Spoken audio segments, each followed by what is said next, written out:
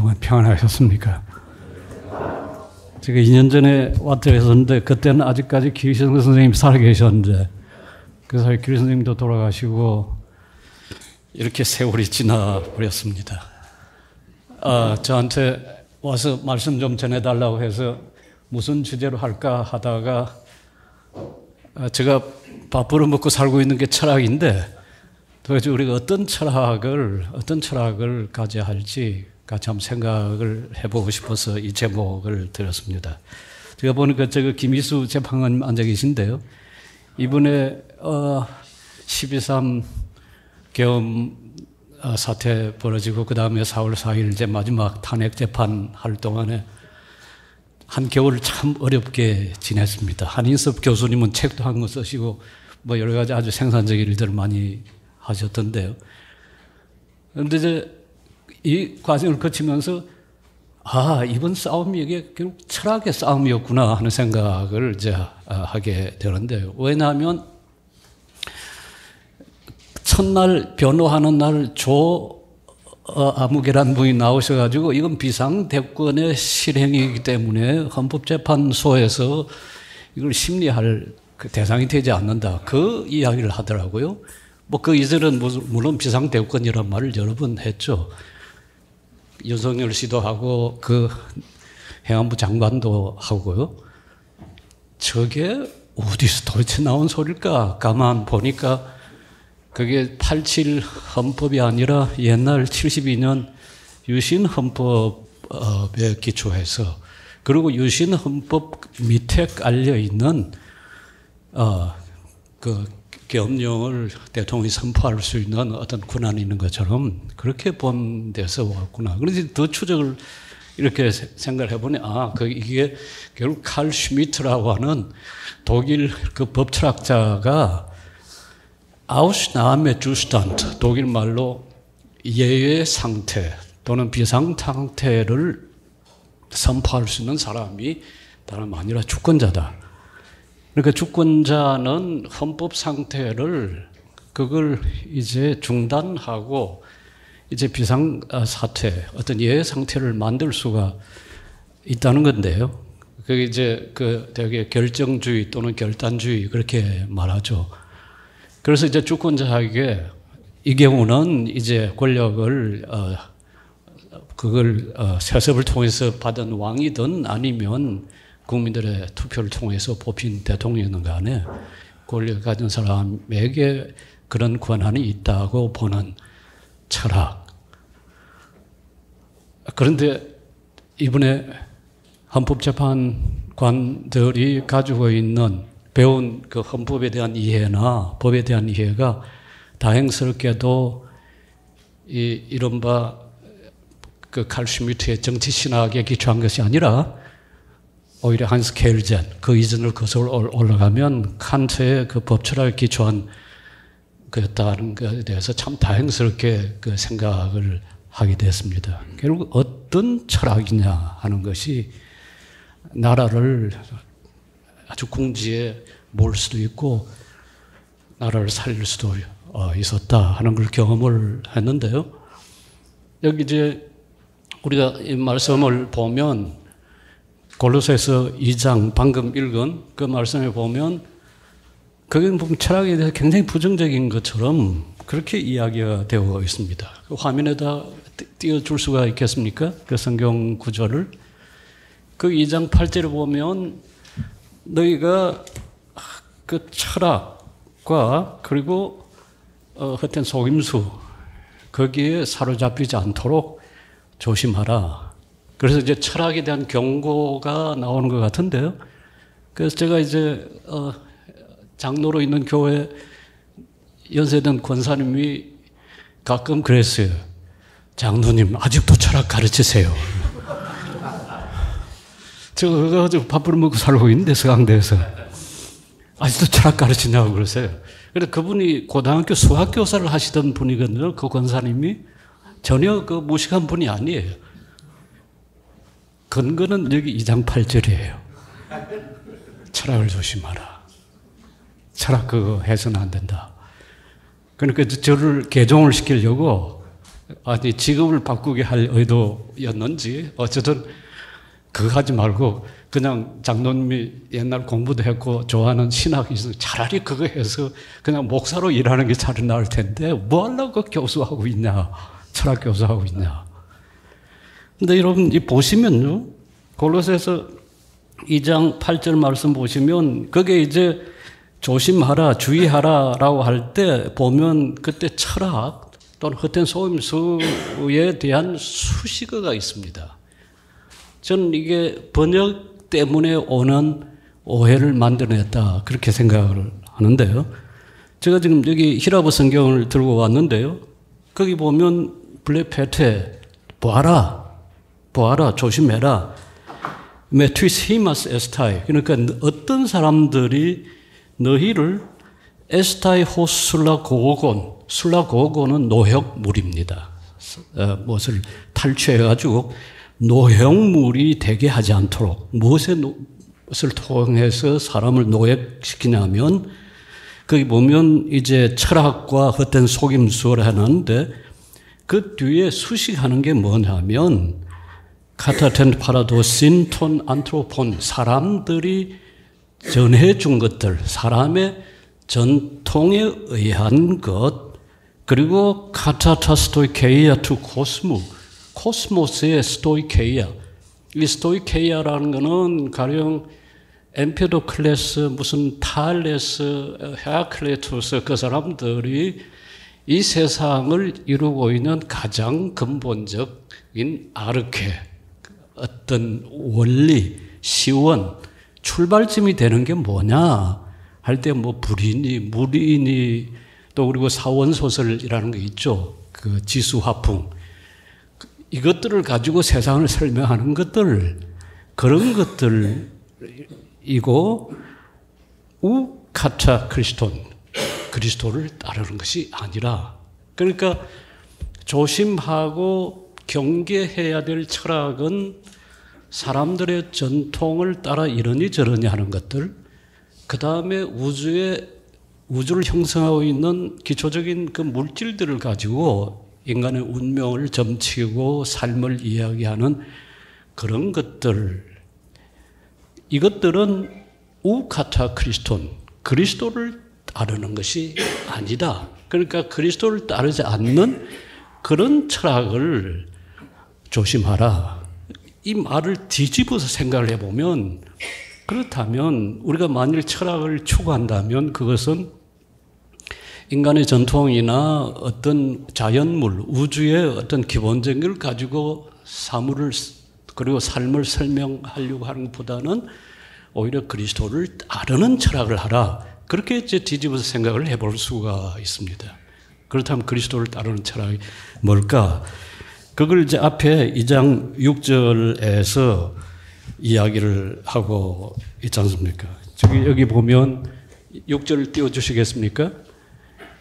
그러므로 여러분이 그리스도 예수를 주님으로 받아들였으니 그분 안에서 살아가십시오. 이게 그리스도를 따르는 철학이라, 그리스도를 따라서 그분 안에서 살아가십시오. 그 다음 7절을 띄워주십시오. 이제 그 철학을 하는 방식에 대해서 말하자면 이쪽에 여기서 이야기하는 건 세 가지를 우리가 볼 수가 있습니다. 최소한. 그게 뭐냐 하면 하나의 존재론, 그리고 윤리학, 인식론, 그렇게 이야기를 할 수가 있겠죠. 그리스 로마 전통의 스토아 전통을 통해서 물론 시작은 플라톤이지만은 철학은 세 부분으로 나누어져 있었습니다. 하나가 제일 중요한 게 에티케입니다.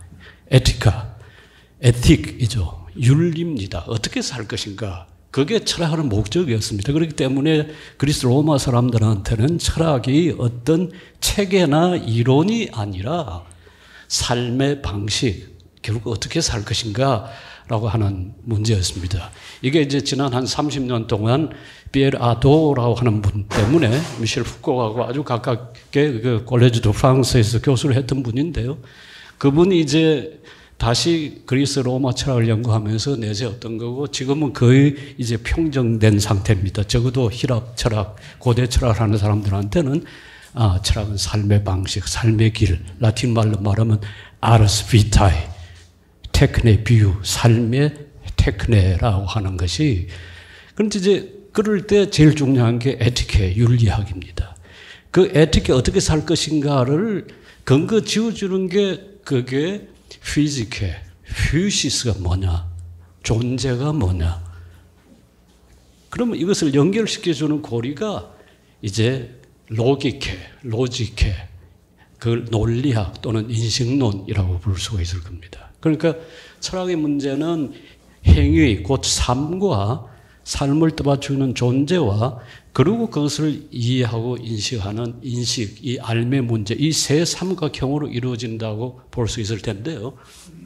여러분 7절 말씀을 보시면 여러분 그분 안에 뿌리를 받고, 그러니까 그리스도 창조의 시작이고 창조의 과정이고 창조의 목적인, 그건 1장 16절부터 나와 있습니다. 골로새서 1장에 이 모든 것들이 그리스도를 통해서, 그리스도 안에서, 그리스도를 위해서 지음받았다고 하는 그 존재론이 이 밑에 깔려 있습니다. 이 존재론은 어떤 개별적 존재론이기라 보다 모든 사물이 그리스도 안에서 서로 결합되고 연결되어 있다고 하는 일종의 relational ontology, 관계 존재론이라고 부를 수 있는 존재론입니다.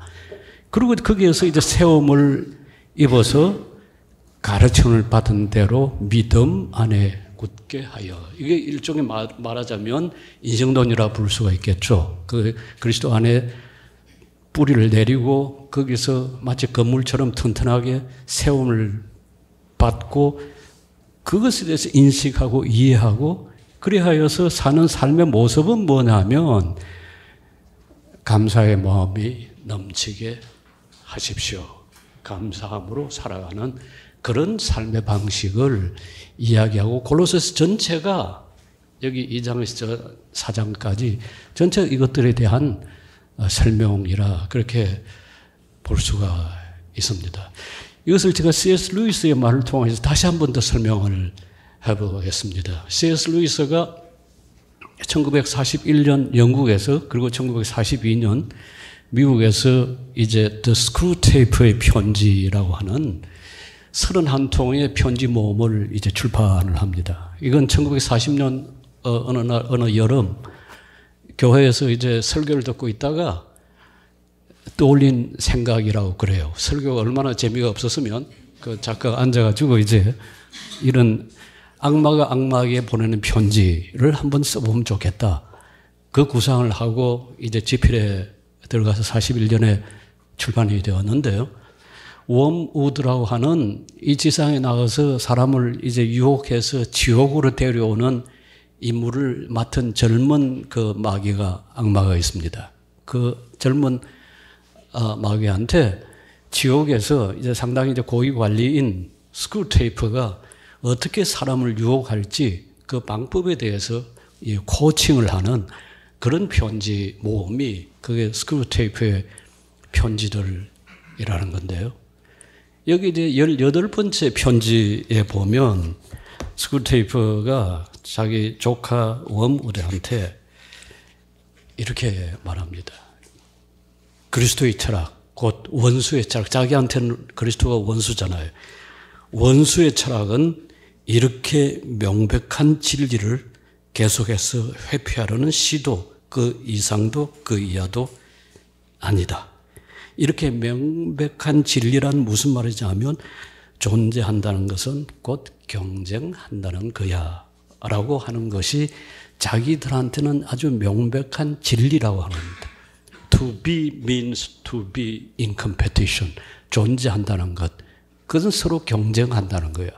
먹고 먹히는 것. 이게 존재 방식이야 라고 스크루테이프가 지옥의 철학을 피력하고 있습니다. 그 조금 위에 올라가서 보면 지옥의 전체 철학은 하나의 사물은 다른 사물과 별개라는, 특히 하나의 자아는 다른 자아와 별개라는 원칙을 인식하는 데 있다. 그러니까 이 탁자는 탁자고 밑에 마루바닥은 바닥이고 여기 있는 피아노는 피아노고 피아노 앞에 있는 의자는 의자고 각각의 사물들이 각각 아무런 관계도 없이 각각 따로 존재한다는 거예요. 그러니까 내 건 내 거고 네 건 네 거고 나와 너 사이에 어떠한 공유하는 것도 서로 공통으로 추구하는 어떤 선도 그런 것도 없다고 보는 거죠. 즉 나한테 좋은 건 나한테 좋은 거고 너한테 좋은 건 너한테 좋은 거지. 누군가 얻은 게 있으면 다른 누군가는 이런 게 있는 법이다. 심지어 무생물도 다른 생물들을 공간에서 밀어내고 그 자리를 차지함으로써 존재한다. 그러니까 자기가 확장되려면 다른 사물을 밀어내거나 흡수해야만 하지. 자아가 확장될 때도 마찬가지야. 짐승한테 흡수란 잡아먹는 것이고 우리한테 흡수란 강한 자아가 약한 자의 의지와 자유를 빨아들이는 것이다. 여기서 나오는 결론이 존재한다는 것은 곧 경쟁한다는 거다. 타자를 배제하고 타자를 죽이고 타자를 몰살시키는 것이 오히려 이기는 방법이고 이게 제대로 있는 방법, 제대로 존재하는 방법이라 라고 하는 그 지옥의 철학을 스쿨테이프가 이렇게 피력하고 있습니다. 거기에 반해서 원수의 철학은 이렇게 명백한 진리를 계속해서 회피하려는 시도 그 이상도 그 이하도 아니다. 그는 모순되는 걸 목표로 삼고 있지. 그가 볼 때 만물은 여러 개인 동시에 어쨌든 하나라고. 한 자한테 좋은 것은 다른 자한테도 좋은 것이고 그는 이 불가능한 일을 사랑이라고 부르는데 이 천편일률적인 만병통치약은 그 작자가 하는 모든 일뿐만 아니라 심지어 그 작자의 모든 성품, 저 자신의 주장에 따른 성품이라도 할 수 있겠지. 그것에도 감지해낼 수가 있다. 그러면서 원수 자신도 순수한 수학적 단일 개체가 되는데 만족을 못하고 자기가 하나인 동시에 셋이라고 하는데 그 속셈은 이 사랑이니 뭐니 하는 터무니없는 말의 근거를 바로 자기의 본질에서 찾으려는 데 있다. 원수는 또 유기체라는 걸 물질계에 만들어냈지. 유기체란 각 요소들이 서로 경쟁하게 되어 있는 자연의 숙명을 거슬러 서로 협력하게 되어 있는 음란한 발명품이야. 그러니까 이 그리스도의 철학은 지옥의 철학, 존재한다는 것은 경쟁한다는 거야. 또는 존재한다는 것은 먹느냐 먹히느냐 하는 거냐. 내가 먹지 못하면 나는 먹히고 말 거야.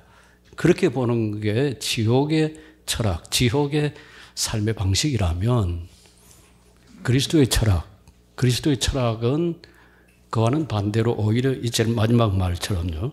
유기체란 각 요소들이 서로 경쟁하게 되어 있는 자연의 숙명을 거슬려 오히려 그것이 아니라 서로 협력하게 되어 있는 엄난한 발명품이야. 물론 사탄, 마귀가 보니까 그 유기체가 서로를 도우면서 살아가는 그 방식, 서로 협력하는 방식은 그건 엄난하게 보일지라도 자기들이 볼 때는 도무지 견딜 수가 없는 그런 존재 방식인 셈이죠. 그러니까 그리스도의 철학, 여기 스쿨테이프가 이야기하는 그리스도의 철학은 다름 아니라 삼위일체 하나님의 존재 방식, 성부와 성자와 성령의 존재하는 방식, 그게 바탕을 두고 있다라고 하는 거죠. 그러니까 여기서 이제 중요한 게 뭐냐 하면 하나님의 존재 방식은, 그리스도의 존재 방식은 홀로 존재하는 방식이 아니라 아버지는 아들을 위해서, 아들은 아버지를 위해서, 아들은 성령을 위해서, 성령은 아버지를 위해서 서로가 서로를 위해서 존재하는 방식입니다. 그러니까 저 앞에 제가 인용했던 한 자한테 좋은 것은 다른 자한테도 좋은 것이고 라고 하는 표현이죠. 그러니까 나에게 좋은 것은 너에게 좋고 너에게 좋은 것이 나에게 좋 하는 방식으로 함께 공동으로 common good, 공동으로 좋은 것, 공동의 선이 되는 방식의 존재 방식을 여기 스쿨테이프는 그 그리스도의 철학의 아주 핵심적인 내용으로 이야기를 하고 있습니다. 여러분 어떻습니까? 우리가 살고 있는 세상을 보면 지옥의 철학의 삶의 방식에 가깝습니까?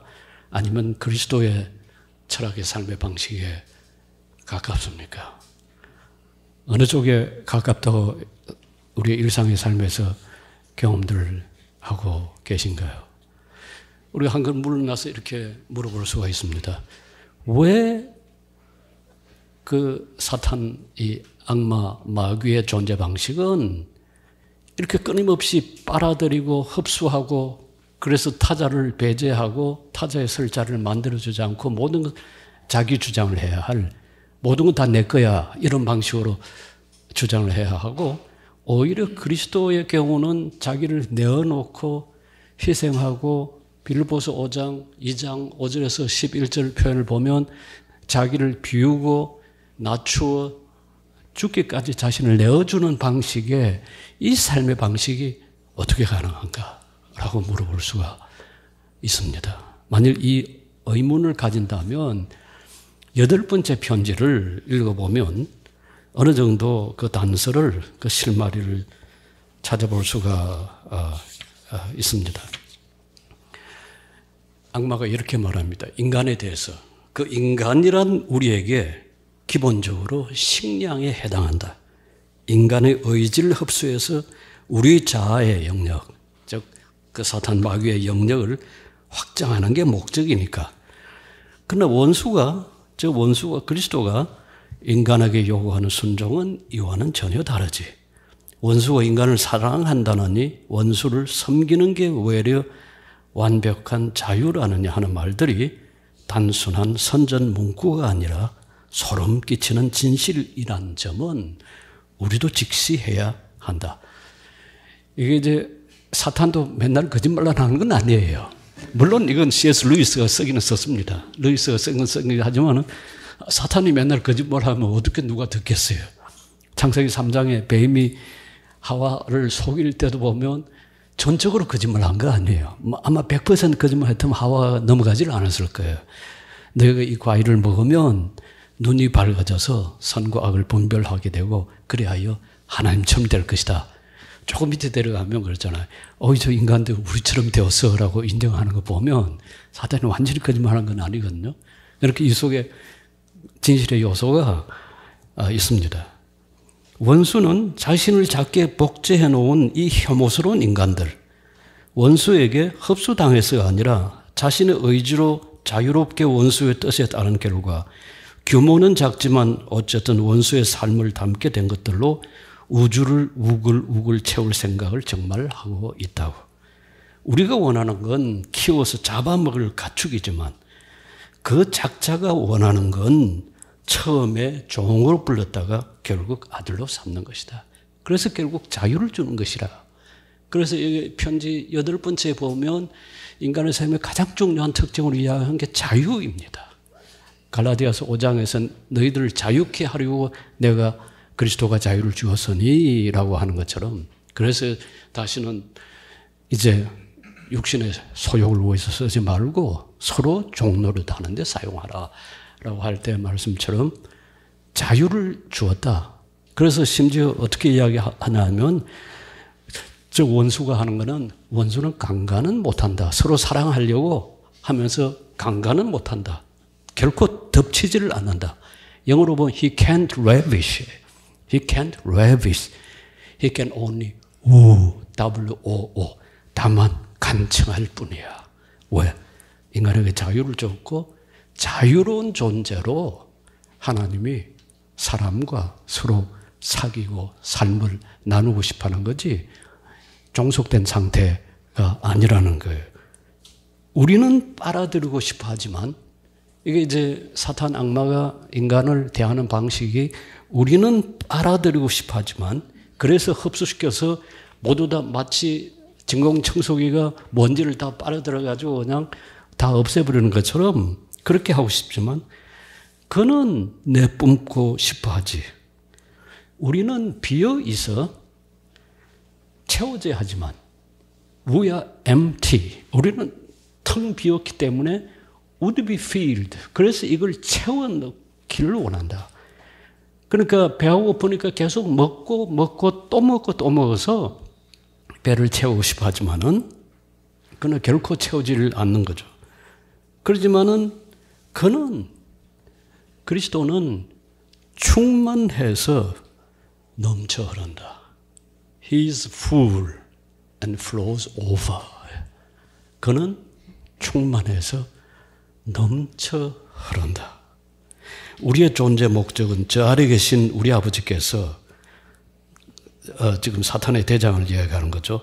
다른 존재들을 모조리 삼켜버리는 세상이지만 저 원수 그리스도가 바라는 건 원수 자신과 결합했으면서도 그리스도와 연합했으면서도 여전히 구별되는 존재로 여전히 디스팅트한 존재로 가득 찬 세상이야. 각각의 개별성과 고유성과 그 특징들이 충분히 존중받으면서도 그러면서도 서로가 연결되어 있고 서로가 이어져 있고 서로가 서로를 보살피는 그런 세상, 그게 저 원수가 바라고 있다.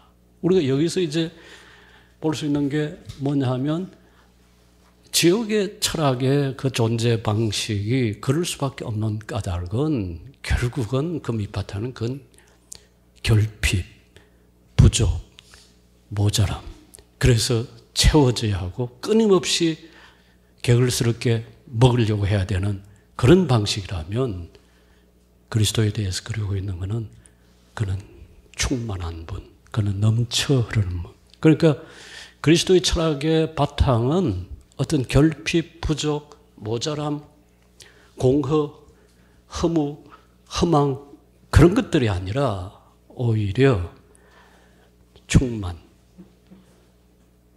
충분, 만족함, 채워짐, 넘침, 넘쳐럼 그것들이 밑바탕에 깔려 있다는 거죠. 저는 그리스도인이 된다는 것은 결핍이 삶의 동기이고 결핍이 모자람이 삶을 충동시키는 자리에서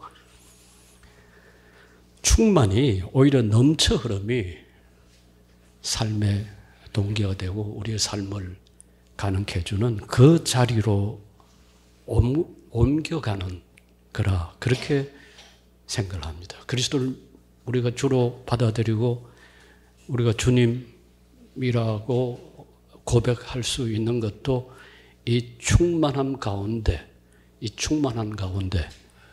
거주하는 거라 그렇게 말할 수가 있겠죠. 아까 성경 구절 다시 2장 9절 한번 띄워주시겠습니까? 그리스도 안에 온갖 충만한 신성이 몸이 되어 머물고 계십니다. 여기 충만, 히라말로 프레이로마라고 하는 하나님이 가지고 있는 그 충만함, 그 넘쳐 흐름, 이 넘쳐 흐름이 흐를수록 그 안에는 빈 공간이 생기고 서로가 소통할 수 있고 각각의 자리를 줄 수 있는 그 여유가 생깁니다. 그렇지 않고 결핍에서부터 출발해서 나아간다면 그 자리에는 누구도 세울 수가 없고 어떤 사상이나 어떤 타자도 수용할 수 없는, 관용할 수 없고 받아들일 수 없는, 그러니까 끊임없이 배제하고 끊임없이 혐오 속에서 시달려야 되는 삶의 방식이라면 그리스도의 충만함에 거주하는 방식의 삶은 오히려 충만하기 때문에 오히려 넉넉하기 때문에 내어줄 수가 있고 또 타자를 받아들일 수 있는 삶의 자리를 만들어갈 수가 있습니다. 오래전 영화인데요. 혹시 여러분 닮아야 놀자라는 영화 기억하십니까? 조폭들이 이렇게 저렇게 조직끼리 서로 다툼이 생겨서 이제 절에 가서 숨게 되죠. 그런데 거기 이제 살고 있는 스님들하고 이 조폭들하고 같이 살려니까 그게 그 삶이 평화로울 수가 없잖아요. 서로 다투고 서로 몸으로 싸움도 하고 이제 그렇게 되는데 그 노스님이 이제 꾀를 냈죠. 그래서 너희들 한번 시합을 해봐라. 그래서 뭐 몇 단계 이렇게 시합이 있는데 그 중에 제일 마지막이 깨어진 독 물 채우기잖아요. 깨어진 독에 이제 물을 채우는 그게 이제 마지막 시합인데 여러분 기억하시죠? 그 어떤 스님이 들어가서 독 안에 들어가서 앉고 물을 부어봐라. 그런데 그 깨어진 독이 아무리 그 몸으로 맞고 뭐 발로 맞고 손으로 막으려 한다고 해서 그게 막히지가 않잖아요. 그게 어디 물이 새 나가죠. 그 물을 담아둘 수가 없잖아요. 깨어진 독. 그러다가 이제 갑자기 그 조폭 가운데 어느 한 사람이 그 독을 등에다가 짐을 메고 어디로 갑니까? 그 시냇가로 달려가잖아요. 그 시냇가에 있는 그 웅덩이에 이 독을 던져버리죠. 그러니까 독이 점점 가라앉으면서 이제 물을 가득 채우잖아요. 어떤 교훈일까요? 아무리 우리가 결핍 가운데서 모자람 가운데서 깨어진 독처럼 되어 있는 삶의 자리에서는 그 물을 그걸 채워보려 해야 도무지 채울 수가 없지만은 그러나 이미 물이 넘치는 가운데 그 속에 들어가면 그 속에 빠지면 그 비록 깨어져 있는 독이라 할지라도 그 독은 물을 가득 담을 수가 있죠. 결국 충만 가운데 거주하는 걸 겁니다. 가만 생각해 보면 우리에게 뭐 이런 것 저런 것 부족한 게 많을 수가 있지만은 그는 우리가 가장 일상의 삶에서 빈번하게 하고 있는 것을 한번 생각을 해 보십시오. 어떤 행위를 가장 자주 합니까? 일상의 특징 가운데 아마 가장 중요한 특징이 반복성일 텐데요. 아침에 밥 먹고 저녁에도 밥 먹고 또 저녁에 자고 또 일어나서 또 뒷날 또 밥 먹고 또 자고 계속 이렇게 반복되어 가는 것이 저는 일상의 가장 중요한 특징으로 생각하거든요. 저는 일상의 특징을 누구도 벗어날 수 없는 필연성, 그러나 누구나 다 비슷하게 어떤 사람은 대굴 같은 궁궐 같은 집에 살지만 어떤 사람은 뭐 아주 좀 초라한 집에 살지라도 그 잠자고 살아가는 거는 비슷하잖아요. 어떤 유사성이라든지 그 다음에 허망이 지나간다든지 그리고 모든 것들이 평범하다든지 근데 그 가운데 가장 중요한 게 반복성일 텐데 반복해서 하는 것 중에서 가장 우리가 자주 반복해서 하는 게 뭡니까? 숨쉬는 거잖아요. 숨쉬는 거. 이렇게 숨을 들으시고 숨을 내쉬고 뭘로 숨을 쉽니까? 공기로 우리가 숨을 쉬고 있습니다. 공기는 우리에게 적어도 우리가 살아서 눈 뜨고 이렇게 보고 있는 동안에 부족함이 없이 우리에게 충만하게 주어져 있습니다. 이미 우리에게 주어져 있습니다. 여기서부터 하나씩 다시 삶을 되돌아서 생각해 보면 우리의 삶에서 우리의 삶을 가능케 하는 여러 조건들은 사실상 이미 주어져 있는 것들입니다. 이미 많은 것들이 우리가 필요로 하는 것 훨씬 더 이상으로 주어져 있습니다. 이걸 철학자들은 saturated phenomenon이라는 말을 쓰는데요. 포화 현상. 뭐 그 개념 알지 못하더라도 생각해 보면 넘치지 않는 것들이 사실은 없습니다. 이 넘치는 것들, 우리에게 주어진 것들, 이것들은 선물이잖아요. given, something given이라는 건 우리에게 기프트로 주어진 것들. 이 선물을 선물로 누리고 감사한 가운데 우리가 살아간다면 내 자신의 삶에 내가 중심에 서서 내가 주인이라 도무지 그럴 수가 없을 것 같아요. 이것들 다 받은 것들이고 이것들을 내가 그럴 만한 자격이 있거나 무슨 권리가 있거나 해서 받은 것들이 아니라 하나님께서 우리를 이 땅에 태어나게 하셨을 때 우리에게 각각의 한 사람에게도 부족함 없이 주신 것들입니다. 이 충만한 가운데 우리가 살고 있고 이것들이 하나님으로부터 온 것이라 저는 그것을 알고 인정하는 사람과 그러지 않은 사람의 차이가 있을 뿐 무슨 신자든 불신자든 이 은혜를 받은 건 마찬가지거든요. 아니 불신자라고 은혜 못 받았습니까?